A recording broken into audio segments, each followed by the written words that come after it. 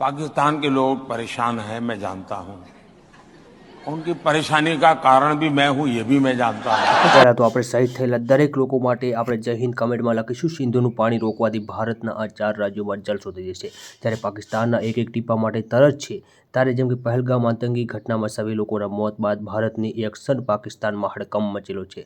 મોદી સરકારે 23 એપ્રિલ 2025ના રોજ પહેલગામમાં આતંકી હુમલા બાદ પાકિસ્તાન સાથે સીધું જળ સંધિને રદ કરવાનો ઐતિહાસિક નિર્ણય લીધો છે। આ નિર્ણય જેમ કે જાણકારી ભારત સરકારે પાકિસ્તાન સરકારને લેખિતમાં આપી હતી। ત્યારે 1960માં ભારત અને પાકિસ્તાન વચ્ચે સિંધુ જળ સંધિ જેમ કે થઈ હતી, ત્યારે અંગત જેમ કે ભારત પાસે જેમ કે પૂર્વી નદીઓ રાવી અને જેમ કે સતલજમાં પૂર્ણ કંટ્રોલ અને પશ્ચિમ નદીઓમાં સિંધ જેલમ જેના પર સમિત ઉપયોગ અધિકારી હતા। આ નદીઓ પાણી પાકિસ્તાનમાં જતું હતું, કારણ કે જેમ કે પહેલગામ હુમલા બાદ આ સંધિ ખતમ કરી દીધી છે। હવે આ નદી જળનું જેમ કે પૂર્ણ જેમ કે નિયંત્રણ ભારત પાસે આવી ગયું છે। ભારત સરકારના નિર્ણયને કેટલાય રાજ્યોમાં જળ સંકટ ખતમ થઈ જશે અને અમુક રાજ્યોમાં મોટી સાનું ઉગાડે છે। અત્યારે હાલ જેમ કે સીધું જળ સંધિ રદ કરાતા જમ્મુ કાશ્મીર, પંજાબ, હિમાચલ પ્રદેશ અને રાજસ્થાન જેવા રાજ્યોમાં સૌથી વધારે લાભ થશે। જમ્મુ કાશ્મીરના જેમ કે ચિનાબ જેલ પર નદી પર